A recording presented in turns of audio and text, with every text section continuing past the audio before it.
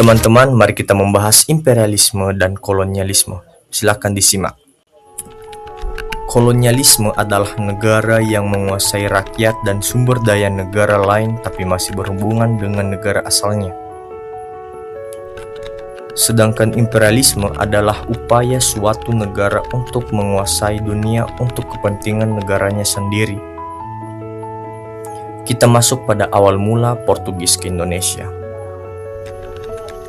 Konstantinopel jatuh ke tangan Ottoman sehingga membuat jalur dan pusat perdagangan bangsa Eropa ditutup.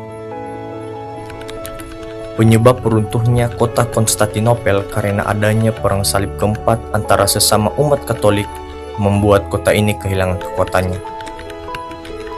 Konstantinopel ditutup bangsa Eropa yang kesusahan mencari jalur lain sehingga menemukan Nusantara pada tahun 1511. Pasukan yang menemukan Nusantara dipimpin oleh Alfonso de Albuquerque lalu menaklukkan Malaka yang merupakan pusat perdagangan rempah-rempah.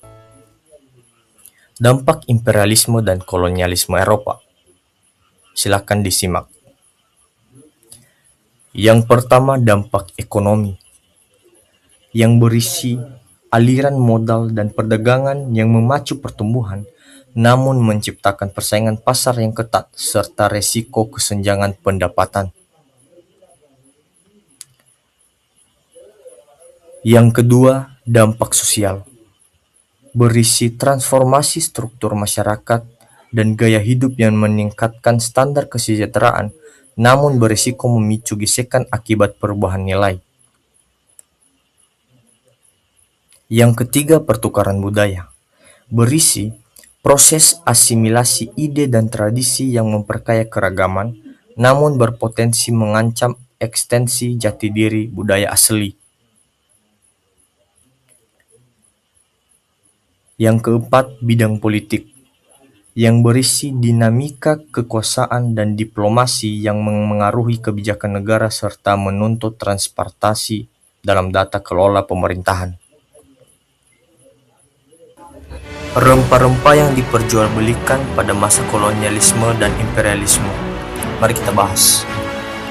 Rempah-rempah salah satu sumber kekayaan Indonesia. Bahkan rempah-rempah ini Indonesia dikenal dunia. Terlebih banyak Eropa. Banyak rempah-rempah Indonesia yang dicari bangsa Eropa. Berikut 7 rempah-rempah Indonesia yang banyak dicari bangsa Eropa dan diperjualbelikan pada masa kolonialisme dan imperialisme. Simak. Yang pertama, lada. Lada atau merica menjadi rempah-rempah di urutan pertama yang sangat dicintai oleh bangsa Eropa.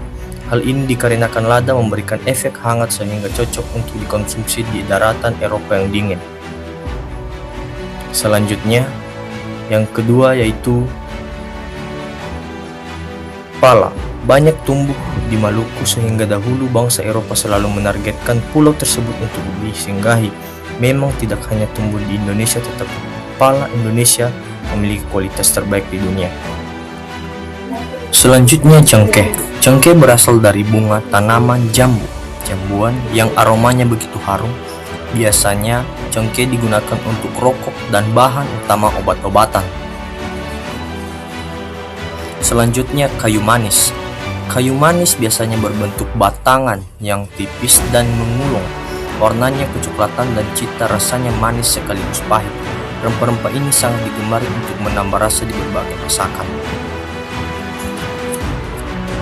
Selanjutnya, adas. Biasanya akan ditumbuk sehingga aromanya yang harum menyerbak keluar. Rempah-rempah ini ditentukan saja menjadi bumbu yang akan memberikan rasa nikmat dalam masakan. Selanjutnya, kapulaga. Rempah-rempah ini terkenal bisa memberikan efek tenang sehingga bisa untuk meredakan stres. Dikarenakan manfaatnya yang beragam, kapulaga menjadi salah satu 3 rempah termahal di dunia. Nah, yang terakhir, kurkuma longa. Rempah dengan nama latin kurkuma longa ini sudah dibudidayakan sejak 4.000 tahun yang lalu. Kunyit akan memberikan efek kuning di kulit ketika ditumbuk sehingga biasa digunakan sebagai pewarna. Saya Theodora Riva, pamit undur diri. Terima kasih telah menyaksikan. Bye bye. Let's go.